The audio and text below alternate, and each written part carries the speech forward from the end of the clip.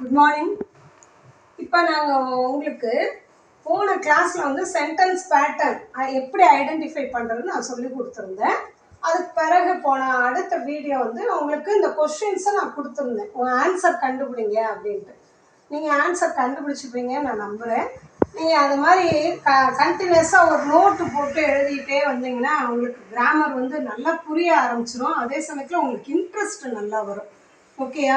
So please follow my class. ஓகேயா? இப்போ நான் உங்களுக்கு எப்படின்னு தமிழில் ஒரு விளக்கம் சொல்லலான்னு இந்த வீடியோ போட்டிருக்கோம். Let me read the sentence.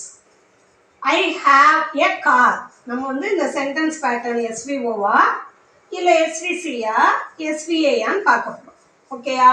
நான் என்ன சொன்னேன், சிம்பிளாக இந்த தேர்டு இருக்குது பார்த்தீங்களா, ஃபஸ்ட்டு ஸ்டெப்பு வேர்பை நான் ரவுண்ட் பண்ணியிருக்கேன். அது கவனிச்சிங்களா? நீங்கள் இந்த ஸ்டெப்பை கண்டிப்பாக ஃபாலோ பண்ணுங்கள். எல்லா கிராமருக்கும் பேஸு வேர்பு தான். நீங்கள் வேர்பை ஐடென்டிஃபை பண்ணிட்டீங்கன்னாவே உங்களுக்கு சக்ஸஸ் தான். ஓகேயா? இது maybe in present tense or past tense. அப்படியே நான் உங்களுக்கு டென்ஸும் நல்லா சொல்லித்தரேன். அப்படியே நீங்கள் கேட்ச் பண்ணிங்கன்னு வச்சுக்கோங்க, எக்ஸலண்ட்டாக கிராமர் ஆன்சர் பண்ணுங்க, உங்களுக்கு டவுட்டே வராது. ஓகேயா? இப்போ பாருங்கள், வேர்ப்ஸ் அண்டர்லைன் பண்ணியிருக்கேன். இடி இருந்தால் பாஸ்ட் டென்ஸு, எஸ் இருந்தால் அது ப்ரெசன்ட் டென்ஸு, பி வேர்ப்ஸ் வந்து ஆம், இஸ், ஆர் இது ப்ரெசன்ட் டென்ஸ், வாஸ், வேர் வந்து பாஸ்ட் டென்ஸ். ஓகே? இப்போ பாருங்க, இந்த சென்டென்ஸுக்கு ஸ்லாஷ் போட்டிருக்கேன். நீங்களும் இந்த மாதிரி சப்ஜெக்ட்ஸை அடுத்து ரெண்டாவது ஸ்டெப் வந்து சப்ஜெக்ட்ஸை நீங்கள் கண்டுபிடிக்கணும். கண்டுபிடிச்சிட்டிங்கன்னு வச்சுக்கோங்க, அடுத்த வந்து நம்ம ரெடி ஆகிட்டோம். என்ன வரப்போகுது, ஓவா ஏயா சியான்னு மட்டும் நமக்கு மைண்டில் செட் பண்ணிக்கிட்டோம்னா ஈஸியாக கிளியராக ஆன்சர் வந்து ரொம்ப கிறிஸ்டல் கிளியராக ஆன்சர் எழுதிடுவீங்க. ஓகேயா? I have a car. இந்த கார் மறைச்சிக்கோங்க. ஐ ஹாவ் வாட், ஆன்சர் வந்துச்சா கார், அப்போ எஸ்விஓ. ஓகேயா? அதே மாதிரி we gathered what flowers, SVO.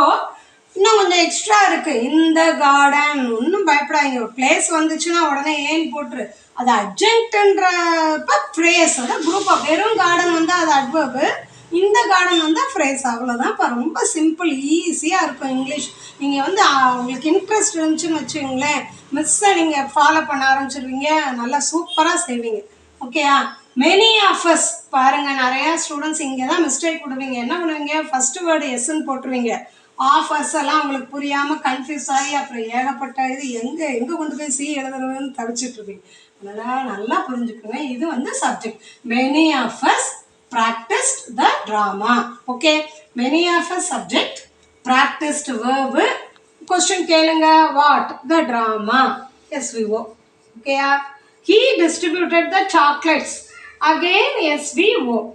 we wrote the exam last week. இந்த last week இப்போ கவனிங்க, இப்போ again SVO. ஓகேயா? இப்போ லாஸ்ட் வீக் பாருங்க, டைம் மென்ஷன் பண்ணுது. இங்கிலீஷில் வந்து டைம் என்பது 8 o'clock 7 o'clock மட்டும் டைம் நினச்சிக்காதீங்க. இந்த ஈவினிங், இந்த morning, last year, last week எல்லாமே டைம் தான். அதனால டைமை மென்ஷன் பண்ணாலும் அது அட்வர்ப். Time, place, manor. ஞாபகம், மேனர்னா எப்படி பேசினாங்க, எப்படி பாடினாங்க, எப்படி நடந்தாங்க, எப்படி சாப்பிட்டாங்க. ஓகேயா? ஸ்லோலி அந்த மாதிரி வருதெல்லாம் எல்ஒய் வேர்ட்ஸுன்னு கூட கொஞ்சம் இப்போதைக்கு வந்து நீங்கள் அண்டர்ஸ்டாண்ட் பண்ணிக்கிங்களேன். அப்புறம் in future you will be very clear. Okay, next போகலாம். They spoke loudly. இப்போ பாருங்கள் எப்படி பேசினா, சத்தமாக பேசினா. அப்போ இது வந்து வாட்ன்ற கொஸ்டினுக்குலாம் ஆன்சர் பண்ணலை. அப்போ அது அட்வர்ப்.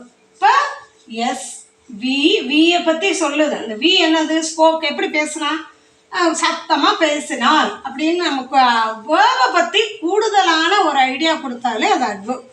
ஓகேயா? Now let us go to the complement. Okay, most of the sentences here starting from 7 to 10 பாருங்கள், எல்லாமே மிஸ் வந்து காம்ப்ளிமெண்ட் சொல்லியிருக்கேன். சிம்பிளான ஒரு ஐடியா பாருங்கள், காம்ப்ளிமெண்ட்க்கு வச்சுக்கோங்க. ஐயாம்னு மட்டும் என்ன மாதிரி மீனிங் இருக்கா, டயர்டு வந்தால் தானேப்பா அதுக்கு மீனிங் கம்ப்ளீட் ஆகுது. அது எசென்ஷியல் வேர்டு, முக்கியமான வார்த்தை காம்ப்ளிமெண்ட் ஒன்று. அடுத்து ஆம், இஸ், ஆர், வாஸ், வேர் வந்து அடுத்தாப்பில் வரக்கூடியது காம்ப்ளிமெண்ட். இப்படி ஞாபகம் வச்சுக்கோங்க. ஓகே, 2 ஐடியா கொடுத்துருக்கேன் உங்களுக்கு. அது போக இப்போ சீம்ஸு, டேர்ன்ட் எல்லாம் பார்த்தீங்கன்னா நீங்கள் அதை இஸ்ஸை ரீப்ளேஸ் பண்ணுங்கள். She is restless. பாருங்க, ஷீ எப்படி இருந்தா, ரெஸ்ட்லெஸ்ஸாக இருந்தா. இது வேற. வேர்பை பற்றி சொன்னால் அது அட்வர்ப். இந்த ஷீக்கே ஐடியா நம்ம கொடுக்குறனால ஷீயை பற்றி சொல்லுது. ரெஸ்ட்லெஸ் கேர்ள் அப்படின்னு வச்சுக்கோங்களேன். அப்படி வந்தால் அது காம்ப்ளிமெண்ட். ஓகேயா? So subject complement. ரேவதி பாருங்க, ரேவதி தான் class teacher. Class teacher and Revathi are same person, equal வச்சுக்கோங்களேன். Revathi is equal to class teacher. Okay, so SVC. Her face was red. பாருங்க, இப்போ உங்களுக்கு புரியுதா? டேர்ண்டுக்கு பதிலாக நான் வாஸ் போட்டிருக்கேன். அப்போ SVC. To you all understand? இது மாதிரி ஒவ்வொரு கிளாஸும் மிஸ் சொல்லித்தரலாம் நான் பிளான் பண்ணியிருக்கேன். அப்புறம் அடுத்த வீடியோ வந்து உங்களுக்கு ஆல்ஃபபெட்ஸ்லேருந்து, இப்போ ஆல்ஃபபெட்னா ஏபிசிடி எல்லாருக்கும் நல்லா தெரியும்.